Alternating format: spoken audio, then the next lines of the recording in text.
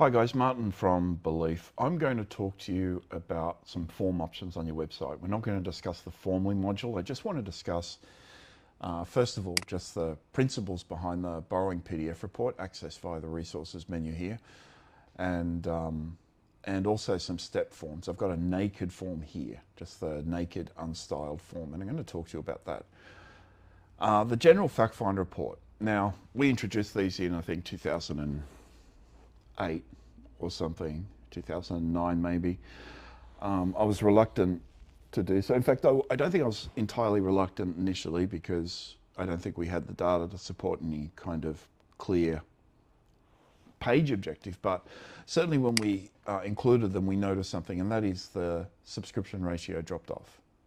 So we thought, okay, well, we have to put something behind the form to add value to them. It just can't be a form, because any keystroke, anything you ask of anybody, any information, objectively decreases your conversion.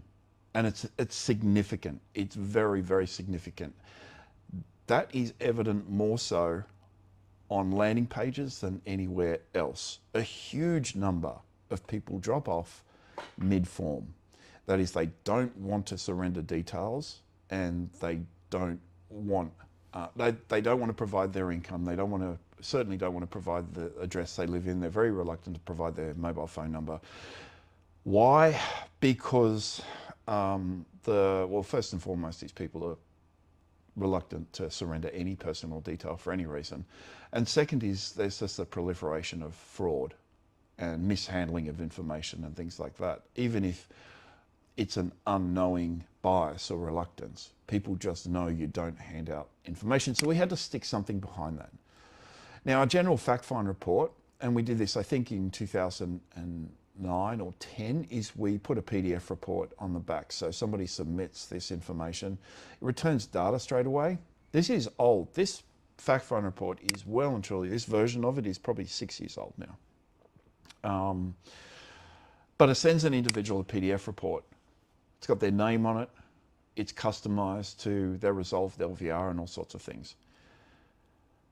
And it does increase the number of people that engage with the form. However, the form is an option. We don't usually, or we've never historically included it on a landing page, not on the front page. There's no point to it because it decreases conversions.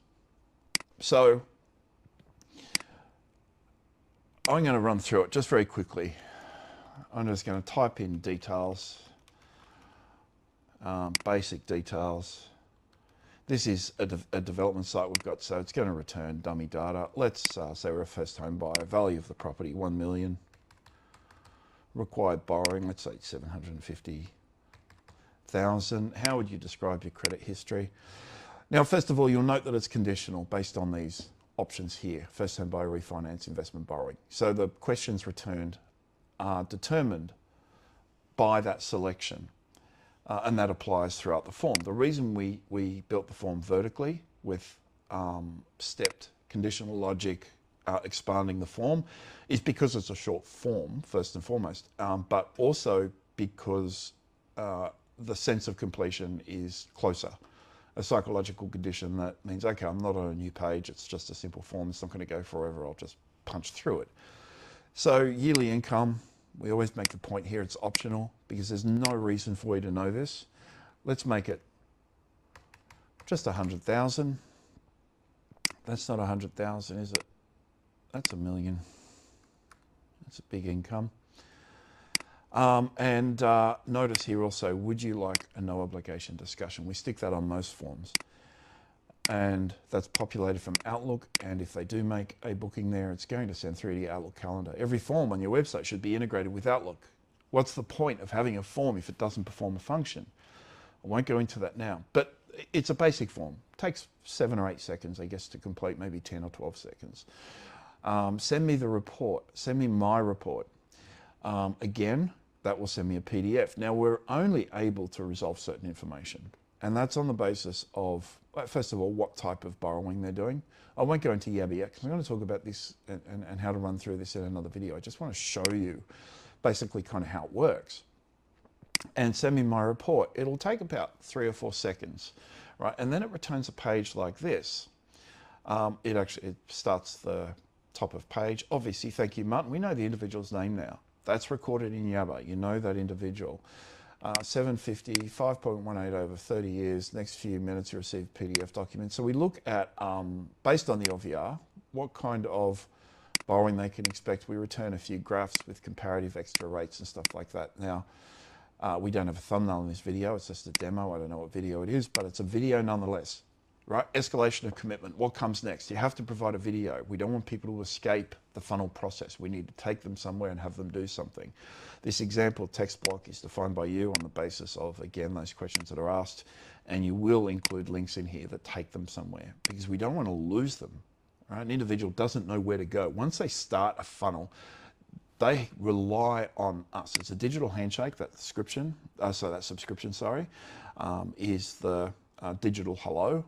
And then we carry that through and guide them through the customer journey. The customer journey initially isn't something that they resolve, it's something we resolve on their behalf. If not via direct links, it's via a choice architecture system, which points them where we want them to go without telling them. So how will this change in the next couple of releases? Well, now we link the comparison API to everything. By the way, this is loaded asynchronously, so it doesn't actually change page. If I refresh that page, it'll just take me back to the form. So the comparison API is something that we haven't typically used for guys for a whole range of reasons, not the least of which people don't pay for any of this sort of stuff. It's free. But, you know, we're obligated now to build it into the framework. The framework is going next gen, it's going next level, and we're building in a whole bunch of features and functions that your competitors just simply don't have, just absolutely do not have, and they're not able to provide. Their websites are static, boring, lifeless experiences, right? We have to go one step further and 2 steps further, and maybe 10 steps further, and start to gamify the experience and immerse our client in the possibility of what might be available to them. So this is just one part of that, right? You see a whole lot of these on Facebook through, you know, all the Facebook guys, all these dodgy Facebook guys, you know, 50 leads a month, 100 leads a month, yes, even 500 leads a month, all that sort of horse shit, right? It's, and all they do is stick a form in front of somebody. I don't provide a funnel because that's where it ends, right? Maybe there's a couple of emails, but it's only a couple of emails. They don't have an education module on their website. If you provide someone with a name and a username and password for your password protected education module where you provide sort of heightened or more exclusive information, they will log in, right? Because it's a sense of exclusivity. You have to gamify that, you have to escalate that, and you have to, again, lean on exclusivity, which in a way and over time leads to reciprocity. Information leads to business. Remember the principles of EAT, you know, expertise, experience, education, entertainment, and authoritativeness, and that builds a trust. You can't do that with a landing page. Or, you know, you can at time. Obviously, we've got the, you know, same sort of landing pages that we use, better ads, better copy, better landing pages, better experience, better follow-up, all that sort of stuff. But in principle, it is essentially the same. The technology is just far better. So I want to show you, this is what most people will stick in front of you. We've got maybe 25 different stepped forms we use. Our guys don't use them, and I don't promote them because it's a funny one. Again, we must develop some sort of trust before we put a form in front of somebody. And the problem with these sorts of forms is that we're asking personal information of people we don't know. So we haven't escalated through the know like trust cycle. Now, on the basis of a landing page, often the offer and the promise is powerful enough that we're able to deliver on that, and it's a red hot audience. And as long as the landing page isn't confusing, like most landing pages you see, where you dilute the promise, where you dilute the objective through just lots of pointless elements, talking about who you are and all that sort of nonsense. You can stick a video on, you can talk about that. They will learn who you are through the video. They don't need this long blurb on, you know, what you do and so on. Often that works contrary to the expected outcome. So this form here, let's look at this one. All we did here is there's options here. You've got purchase, refinance, investment, self-managed super, there's car loans, all sorts of stuff. This is naked. Okay, so this is on a standard HTML page. I've just dragged the code literally from my desktop in here. On your website, this will inherit styling. The fonts will be applied. That's a H2 heading, so that'll apply the standard H2 heading font, normally Montserrat or some sort of serif type font. These buttons and everything will change shape. The colors are customizable. This background, if you choose to use it, is customizable. The text, obviously, is very customizable. Every single attribute in this form, without exception, if you see something, you go, oh, that's a bit funny. Keep in mind that this is absolutely naked, unstyled, and everything is customizable.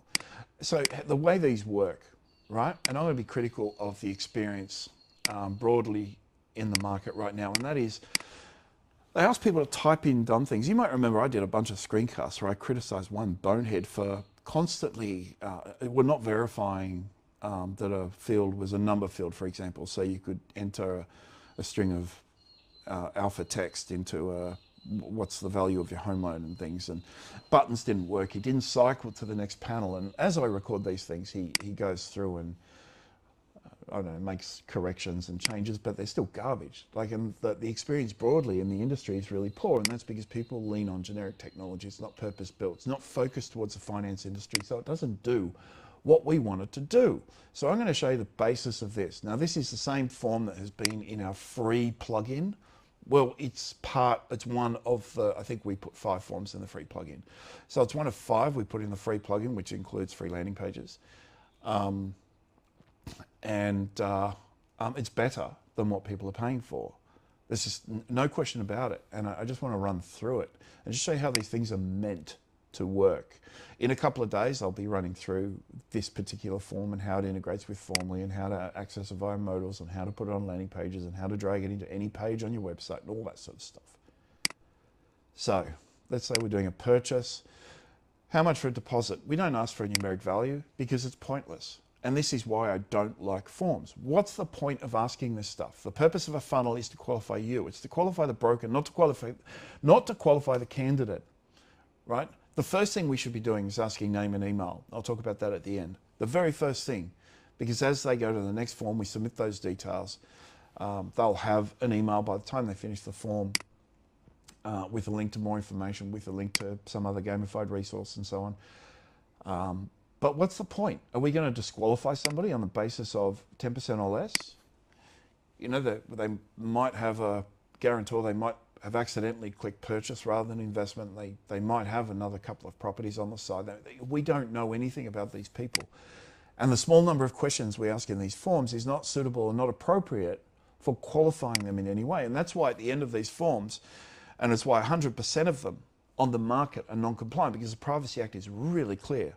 If you ask questions and you don't require the information, then there should be no submit button. And you should tell people you're not suitably prepared for, not qualified for anything else. And there's a string of text you can use that mitigates or leapfrogs that requirement, but I'm not going to talk about that because I don't want the other guys to. Well, it would be interesting just to say it and see how many people sort of put on their landing pages, because it always happens. But this is how you want it, how much you want for a deposit. Let's say, 20% or more. What's your purchase budget? Never a numeric value, guys. I know we have that in our fact find report, but that's 6 years old, right? This is the standard Formally component now, which is what's your purchase budget, right? How much you're borrowing. If you're borrowing over something, you don't want to confuse people, that's over 3 million, right? We just cater for the majority of audience the majority of the time, but there's a facility there. So those that have a larger budget understand that. And we make assumptions. When people hit 3 million, we make assumptions with LVR, which is wrong of us, but we return that in the results. So whatever it is, click next. Are you a first home buyer, yes or no? Again, it's kind of irrelevant. Who cares?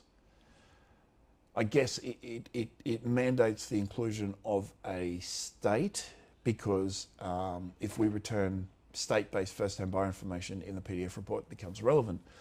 And that's something else I'll talk about, because this does terminate in the PDF report. Let's say we're a first home buyer. What's their household income? Okay, this is just to prepare you. It's got no value to the client. 1 to 200K, select your state. Now this is something else. I criticize guys, they have a field, a text field, and say, what's your state? Like the ridiculous of that is out of control. You select your state, right? Name, email, phone number, not 2 panels, not first name, email, and then phone number. If phone number verification is required on this form, as you say, show results, it'll pop up with another field that says we just sent you a 4-digit code. And in those cases, it will force the phone number whenever the verification is applied. So a user must enter a valid Australian phone number. It doesn't give them 1 minute, it gives them, I think, 15 minutes to enter that verification code, just because we can't predict network congestion. And show results here. What does that do?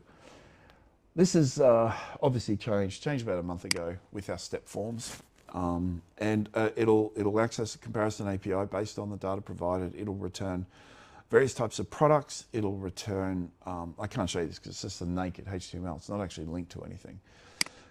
But it'll provide a range of information with our API. Now I'll just pull a page to the side. I just want to show you just in the kind of response that is provided. So we, and I'll show you the response from the API, I should say. We return large amounts of information in the API that wouldn't normally be returned, I guess, is the nice way of saying it. It's probably too exhaustive, probably too extensive. And I'll just scroll through it and just sort of show you what a response might look like. So I'll pull up our blog and I'll scroll through this slowly. So it pulls through the all the interest rate values of the products that an individual might qualify for. That's indexed on rate lowest to highest, or comparison rate lowest to highest. It does vary there, and there are a number of fields. So it won't return green loans if you exclude those, and we do that for the majority of cases, and all that sort of stuff. Product ID, so people can research the product if they want, the effective dates, the cessation dates, the type of mortgage, which is, again, it's always going to be based on the request that they make. And repayments is interesting because it's going to give you some repayment data. So 3310 and a dollar amount. That's just to make it easier for you guys when you use this API to plunk it into something. And a tooltip text. So over that value where we have that, you might have a modal or tooltip where it just gives a string of text and provides the rate and comparison rate, and you know, on a $500,000 loan. So that's on a 500. Now that will change if we know the value of the property that an individual is purchasing. This is a generic response. Again, this response here varies, again, on the same thing. So I'll just do that. You know, what facilities are available, so on what fees might be imposed on the product. This is largely irrelevant. We don't return this in the actual result. Any events, so this is kind of like one-off or periodic payments that need to be made yearly or something similar, and the value of that, particularly if there's like an establishment fee or yeah, it's largely irrelevant. Whole bunch of documents that are associated with a particular product. We don't return that in simple things like a form. We give the tiered products for alternate LVRs. I'll just scroll down because all I wanted to show you was these values. Right, we provide a whole bunch of graphs, a very large number of graphs. So I'll just pull up one. It requires an API key, and I don't include that, and I don't want to expose that key, but it pulls up, I think 14 graphs, 1, 2, 3, 4, 5, 6, 7, 8, 9, 10, 11, 12, 13, 14, 15, 16, 17 graphs. I think 2 of them are relevant, but it pulls up a whole bunch of graphs there that you can then return to the page in different ways if you like to. More often than not, you'll return 1 or 2 graphs. The most important graphs here are comparison graphs, which means their existing rate against the new rate or the new product. And you return those on the basis of making same payments and making the reduced payment. The same payments obviously will show the reduced term and all that sort of stuff. So look, the point is there's a huge amount of information that's returned, and these new forms will return that directly to the page.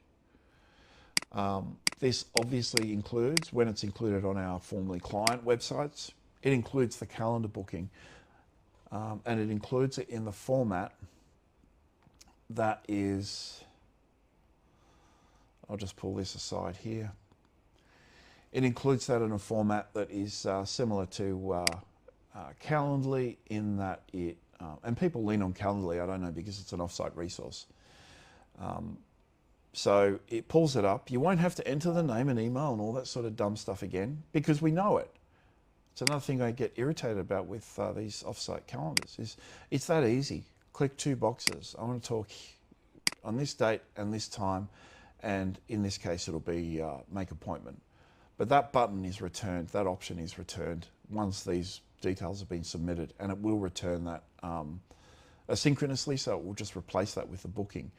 Now, what can we do to improve upon these results? And that is ask for the name and email at the very beginning of the form. So make that the first question. Can we eliminate the number of fields here that are shown? Of course. You know, there's purchase and refinance. You might include investment. You might include SMSF if it's just on the front page of your site or on a particular page of your site. Refinance, again, I'll just run through a couple of these. I don't know. This is the only field where multiple options apply, and it's the only time where you have to click next. You can cycle through the, anyway, everyone ends up at the same point. I'll just jump through that. Investment again. Like obviously if you're a first home buyer, do you own your own home? You have to jump through a bunch of hoops. If no, what's your deposit? That sort of stuff. But we can't make predictions. We can't make assessments on the basis of these simple questions that are asked. And this is my issue with forms, despite the fact we provide them, and they're really good, guys. The automation assigned to these forms is crazy good. It performs up to 35 points of automation. Now the free version is 3 points of automation, I think. So it's got webhooks, so you can do whatever you want with it. So it's virtually unlimited. And that's the free version that's included in our funnels product. You can download it now if you want. In fact, I don't know if it's available now.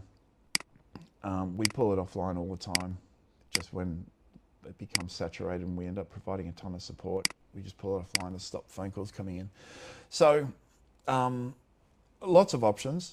I'm going to talk more about these because some people want them. If you stick this on the front page of your site, and it's more appropriate on the front page of your site than it is on a landing page, because a landing page, we have to provide a fluid, greasy, frictionless experience. And anything we put in front of anybody diminishes that, right? Everyone we've inherited with our $1 million challenge for Facebook ads, that includes the likes of, you know, the B Grows, I'm not going to say his name because it irritates me. He's so bad at what he does. And the Biz Leads and the, you know, there's probably 10 guys, Marketing Transforms, all these guys that just put this ridiculous experience in front of someone. They'd be better off sending straight to a Facebook lead form, because the landing page actually reduces the effectiveness of your ad, and it doesn't expose a lot of the time your incompetence. So it doesn't expose a bad landing page. It doesn't expose, you know, malformed pages with stuff overlapping. It doesn't expose forms that don't work. At the moment, 80% of forms on one particular guy's landing pages just don't work to send to a lead page. So if you're going to use this, I would say use it on the front page of your website. And there are 2 formats to this. One is buttons and one is panel. So the buttons are actually quite good. We emulated the sales tracker loan queue sort of stuff when we modified this quite recently, and it's just a bunch of buttons side by side. I think it's 5 buttons along in a panel, and you can selectively include SMSF, purchase, refinance, investment, auto, business, and so on, and it sends you to the appropriate form. Let's talk about one more thing. I know I said before I'll talk about that later. I've forgotten what that was. If you're doing a run through the purchase experience, I'll just send someone a quick message. There we go. Sorry, I'm just ignoring phone calls here. So how much do you require for a deposit? Okay, whatever.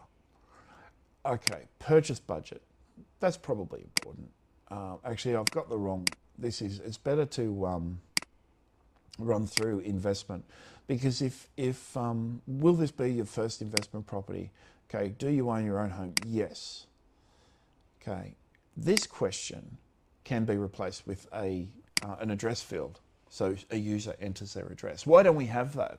And why don't we provide that by default? Because we're asking somebody to use their keyboard. We're asking somebody to press buttons on their mobile phone. Right?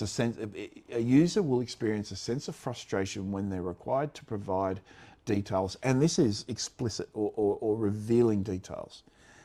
So it's generic in general. We haven't gained that necessary trust yet, so we just include a slider, which is super simple to use. You never use text fields, guys.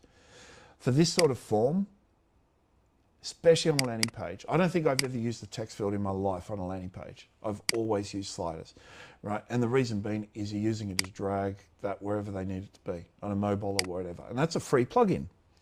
So I just want to say that we can use an address field here. So if we've got an escalated experience, and that is if we've identified someone and we're sending them back to our website for the purpose of actually completing a form that is necessary for a specific outcome. So if we're sending them there, of course you're going to include a property address form, because we'll have their details then. We'll have a property ID, so we're able to link it to an API, and I did mention earlier, we can just retrieve that value automatically. We know what the value of the property is. If you're making queries to CoreLogic, for example, they'll return the property value. It's predictive a lot of the time, but it's as accurate as any desktop val. So it's good, and as long as what's remaining on your mortgage is reasonably accurate, we're able to make a fairly good assessment there and provide good information. My point to all of this, guys, I just want to show you these forms, because I recorded about 10 videos this morning of forms on landing pages that didn't work. Just didn't work, and 90% of the time it was the forms themselves that just broke or didn't submit a value. A bunch of guys do the dumbest thing I've ever seen in my life, and they will submit to, I'll just refresh this fella, they will submit to Calendly on the back of these questions. So I'll show you. Select the state. Again, state is a question I don't like asking, because it can be resolved. It can be resolved in the same way we resolve it in all our other forms, which is, down here, East Australia Standard Time. We know the time zone of the user, because we measure that from a browser perspective. That is, we measure that through JavaScript, so it's reading the time off the user's computer, which is why it is accurate. It's not resolved via IP address or anything like that. It is physically obtained via the PC of the user or of the handset. So it's accurate. So we don't need to ask this question. However, we can't always rely on the individual being in the state where they're completing the form. So I thought, okay, we'll stick the feature in there. And as you select that, that'll just select to the next panel. You don't have to click next for something so simple. Again, something people do. If you're going to provide the experience, you need to make it completely slippery. That's why we make income on it like that, because our user only has to click a form. So when somebody says, complete the 30-second form, in our case, it literally, let's time it. Probably something you don't want to see. Let's make it a refinance. So 1, 2, 3, 4, 5, 6, 7. There we go. 7 seconds to punch through the numbers, enter those details, probably another, I don't know, 10 or 12 seconds. So it's a literal 30-second form. Anyway, look, I just wanted to talk about that because I do rant on about it a bit, and I think people need to see our experience. They need to see what our forms kind of, well, this is the step forms. Other forms are more significant. The formally module is really big, and it manufactures forms of any type. It validates fields, it does all sorts of things, but it's specifically designed for the finance industry because the finance industry needs good forms. So I know I've been a little bit contradictory in parts in this conversation. I'm saying don't ever use this form. Don't ever do it, because the purpose of a funnel is not to qualify a user. However, there are times where you might use it. So I know how that sounds. And just one last thing, just keep in mind, once again, this is the unstyled, unformatted everything. You can modify every aspect of these, every color that's defined in YAB are all the colors. The text in particular is important. The default value is another one. I'll show you what I mean by that. Is for purchase, for example, the default value we put as 700,000. If you're in the eastern suburbs of Sydney, I don't know, somewhere up there, that might be the default value on the front page of your site if you're going to do it, because it speaks to your business. I think if you show that, if you showed that in the western suburbs of Sydney, it would probably scare people away. Although the average house price, even in those new suburbs, Western Sydney, is still about 1.4 or so. Anyway, there you go, guys. It's just a brief overview. I know I went on for a bit, 31 minutes, but it's a brief overview nonetheless. So Martin Curry, Belief Media. Call or text me at any time on 0400 777 300. You can call our office on 1300 235 433 1300 Belief. Visit our website at beliefmedia.com.au. Bye-bye.